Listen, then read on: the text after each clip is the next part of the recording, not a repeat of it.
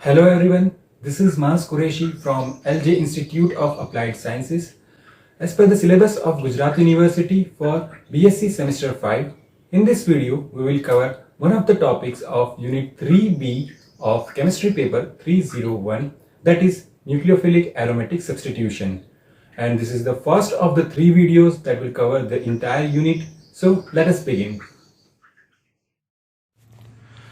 Generally, nucleophilic substitutions in aromatic compounds are difficult than electrophilic substitutions because aromatic ring is nucleophilic and readily reacts with electrophiles rather than nucleophiles.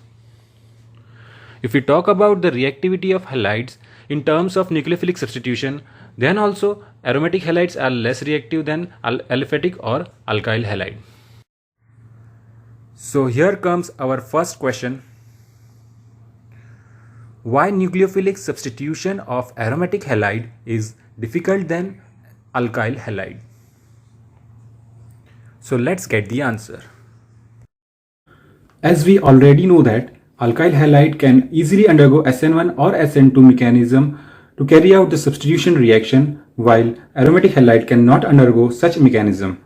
If we correlate the stability of the molecule with reactivity, then we know that higher the stability, lower will be the reactivity. So mainly there are three factors that provide additional stability to aromatic halides with compared to aliphatic halides. Here we have taken the simple example of chlorobenzene to understand these three factors. So the first factor is delocalization of electron by resonance. In the structure 1, we can see that one of the lone pairs of electrons from chlorine is delocalized throughout the molecule to give 4 resonating structures in the following manner. We know that more the number of resonating structure, higher will be the stability of the molecule.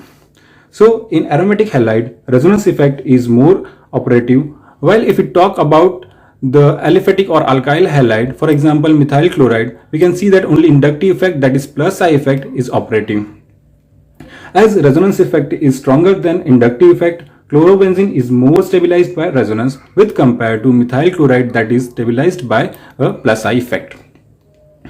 As a result, in chlorobenzene, chlorine and carbon atom are held together by something more than a single sigma bond that makes a bond more stronger. Now the second factor is hybridization of carbon that is attached with the chlorine atom. In the case of alkyl halide or methyl chloride, we can see that p orbital of chlorine is overlapping with one of the 4 sp3 hybridized orbital of carbon, while in the case of chlorobenzene, p orbital of chlorine makes a bond with one of the 3 sp2 hybridized orbital of the carbon, that is comparatively shorter than sp3 orbitals. We know that shorter the bond length, stronger will be the bond. This makes a carbon-chlorine bond more stronger in chlorobenzene and make the molecule more stable as well as less reactive with compared to alkyl halide.